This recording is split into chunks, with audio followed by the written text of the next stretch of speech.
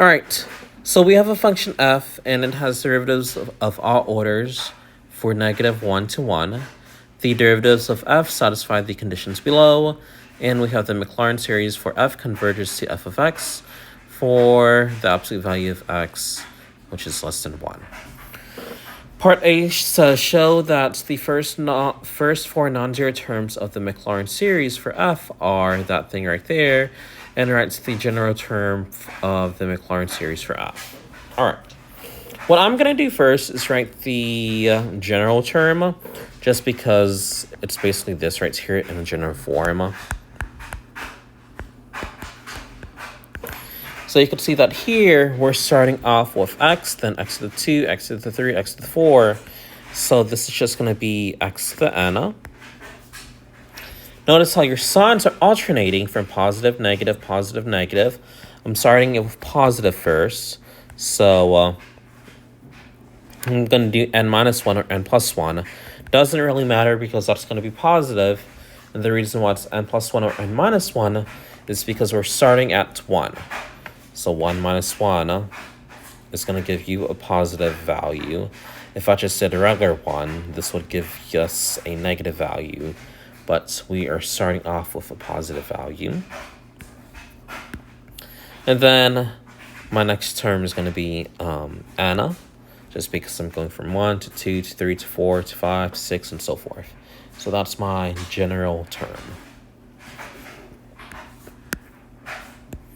Now, I want you guys to recall back in lesson 1 what a Maclaurin series is. Remember, that's going to be in the form of f of 0 plus f prime of 0 of x 1 factorial plus the second derivative x squared 2 factorial, the third derivative x cubed 3 factorial, the fourth derivative, x to the 4 factorial.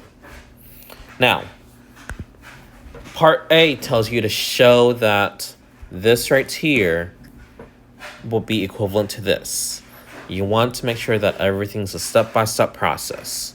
So what I'm going to do here first is find my derivatives for my second, third, and fourth, because I already know that the first derivative is 1, and I know that f of 0 is just 0. So on the side, probably figure out what the second derivative is. It tells you the condition for the second derivative is going to be f of n plus 1 of 0 is going to be negative n times the previous derivative. So in this case, to find my second derivative, in this case, f of 2, n is going to be 1. So now I have negative 1. And then my first derivative, aka my previous derivative, is 1. Which means that the second derivative is going to be negative 1. My third derivative, I'm going to have negative n. In this case, it's going to be negative 2. Since I have n plus 1, and to find n, that's just going to be 3 minus 1, so 2, or negative 2 in this case, because you have a negative right here. And then you want to multiply that by the previous derivative, so in this case, negative 1, which is going to give you 2. You want to find the fourth derivative at 0, so once again, to find n, and this is n plus 1, this tells me that n is going to be 3. So negative 3 times the previous derivative, in this case it's 2, so now I have negative 6. Once you do that, you're going to plug in everything you know. But do not simplify all of the steps. You want to show your simplification steps one at a time. So you have 0 plus 1x to the 1 over 1 factorial. The second derivative is negative 1, so I have minus 1x squared 2 factorial. The third derivative is 2, so 2x to the third power over 3 factorial. And then my fourth derivative is -6, so -6x to the 4 factorial. Now, you want to go ahead and simplify 1 factorial, 2 factorial, 3 factorial, and 4 factorial. And then once you do that, you're going to simplify that. And hopefully you get this right here. So now I have 0 plus x over 1 minus x squared over 2 plus 2x to the third power, and then 3 factorial is 6. Minus 6x to the 4 over 4 factorial is 4 times 3 times 2 times 1, which is 24. Then once you do that, you want to verify that this simplified will give us this. So now one more step. That's just going to be you saying that this right here is the same thing as what the question sim is asking us. That should not be a 2, that should be a 3. That's the same, so we're happy. All right, part B tells us to determine whether the Maclaurin series described in part A converges absolutely, conditionally, or diverges at x is equal to 1. Now, because we're talking about absolutely, conditionally, and divergent at x is equal to 1, what we're going to be doing is probably the ratio test or the alternating series test. We'll see what test we could use here. So here, let's see. Here's one general term. So that is this right here.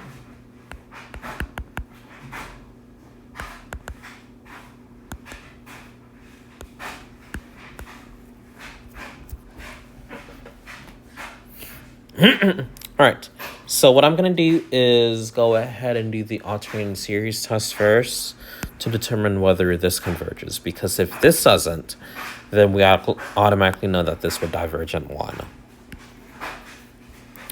All right, so remember with the alternating series test, we need 2 conditions. Are my terms decreasing? And then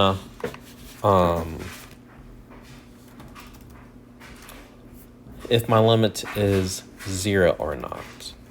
So based off of this information right here, well, at 1, let me actually do that when x is 1.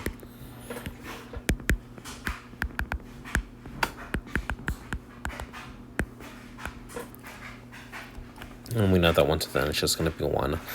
So we know that this right here, my terms are decreasing, so we know that this condition, terms are decreasing, so this condition is satisfied. Now we got to figure out if my limit approaches 0. Well, -1 to the n minus 1 is just going to be 1 right here. So now I have the limit as n approaches infinity of 1 over n, and that's going to be 0. So this right here works. So based off of this right here, we know that the Maclaurin series will converge. Now we just got to figure out if it converges absolutely or if it converges conditionally. In order to do that, what we're going to do is go ahead and take the absolute value of my series and see what this is. Remember that this is 1, so I'm just going to have that right here.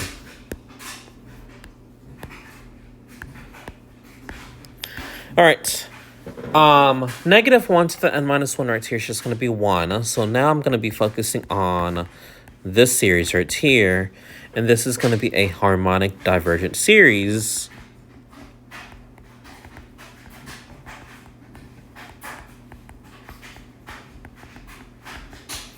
So we know that because the absolute value of my series diverges, but my regular series converges. This tells me that my Maclaurin series converges conditionally.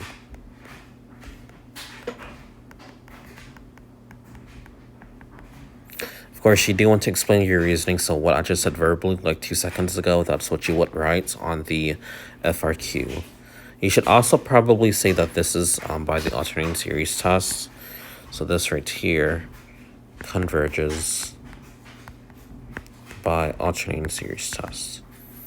Also on the FRQ, on the AP exam specifically, try and not write AST.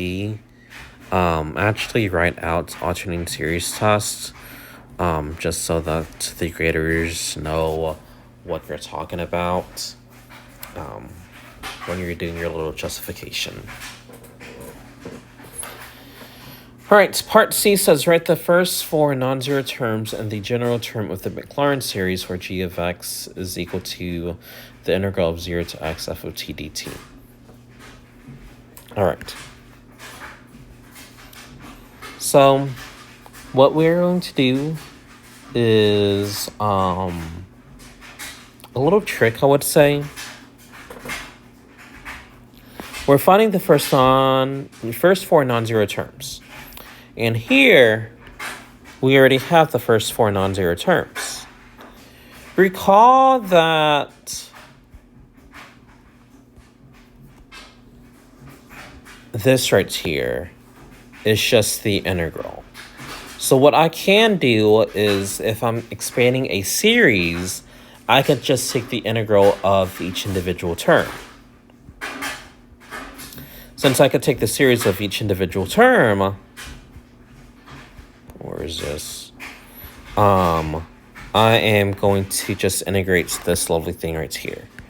So this is going to give me 1/2 x squared minus 1, let's see, 3.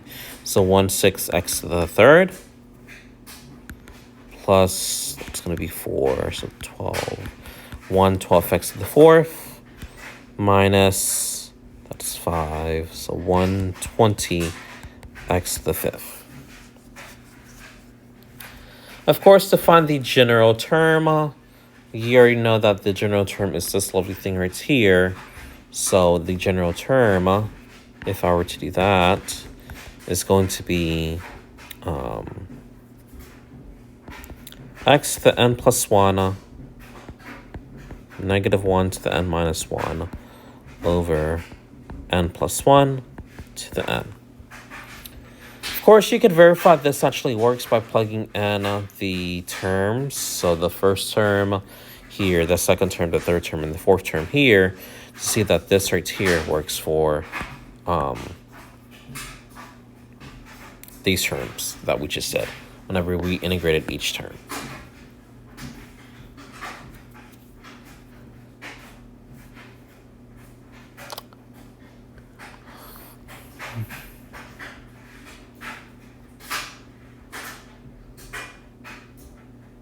All right.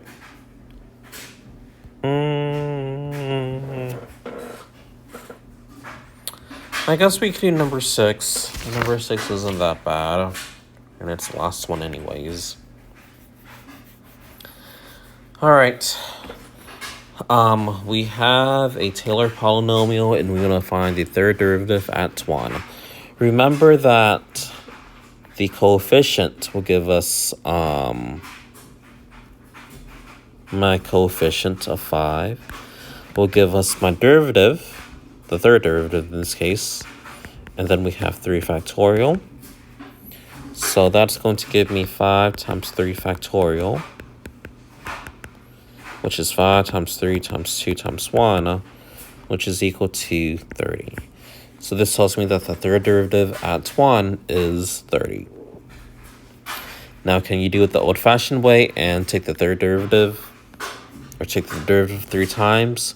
Sure.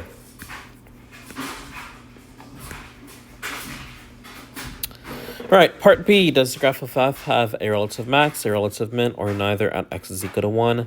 And you want to give a reason for your answer. So what we're going to do here is look at my derivative. In this case, that means that I want to find my first derivative. But notice how I don't have a first derivative term.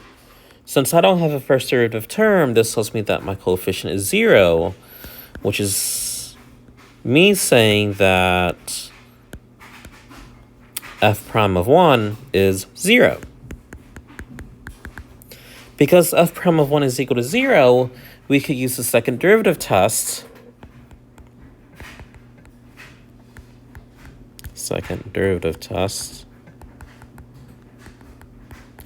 To figure out if f has a local min or a local max or neither at x is equal to 1.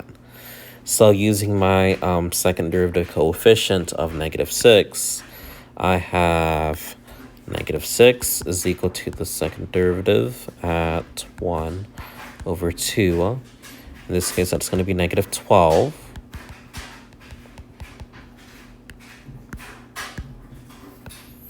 And because my second derivative is negative,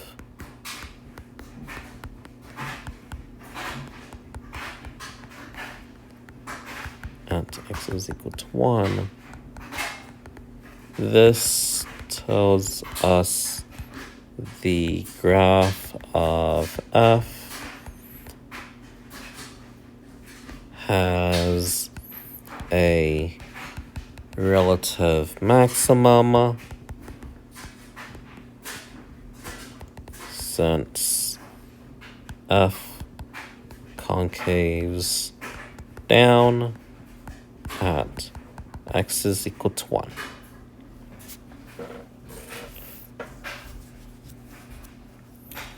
All right, part C, we have g of x. That's going to be the integral from 1 to x of f of t dt.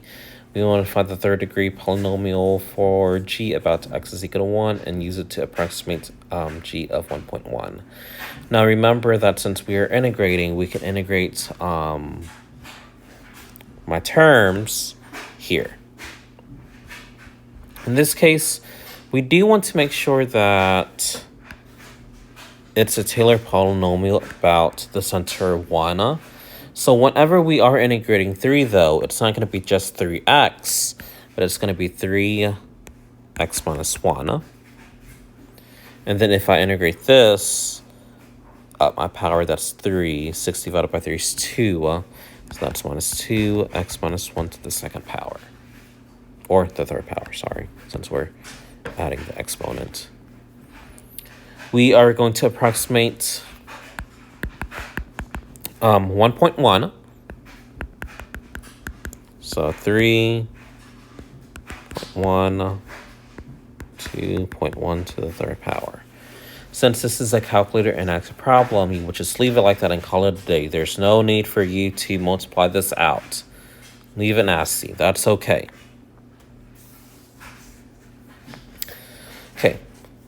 D says let h be the function h of x is equal to f prime of x, and we want to find the third degree Taylor polynomial for h about x is equal to 1, and then verify that the graph of h does not have a point of inflection at x is equal to 1. All right, so h of x is equal to f prime of x, which means that I'm going to be taking the derivative of this Taylor polynomial. The derivative of 3 is 0, and then the derivative of this is -12, x minus 1. Since we're looking at the third degree, okay. This right here is going to be 15. And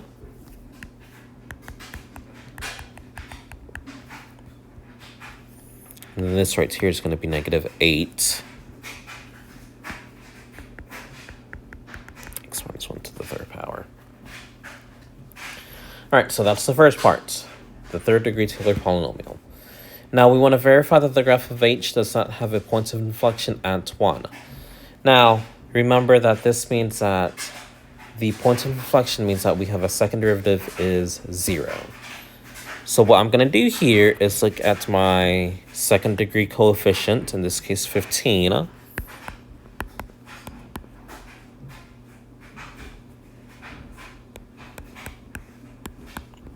and we're going to solve that.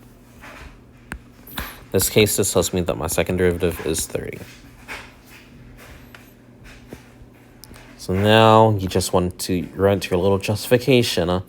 Even though it doesn't say write the justification, you should probably do it just so that they know what you're talking about. So because the second derivative is not 0, the graph of h does not have a point of inflection. There you go. All right, in the next video, we are going to be talking about representations of power series, and we're going to be focusing on the 4 main power series, the 4 main Maclaurin series that we talked about earlier in the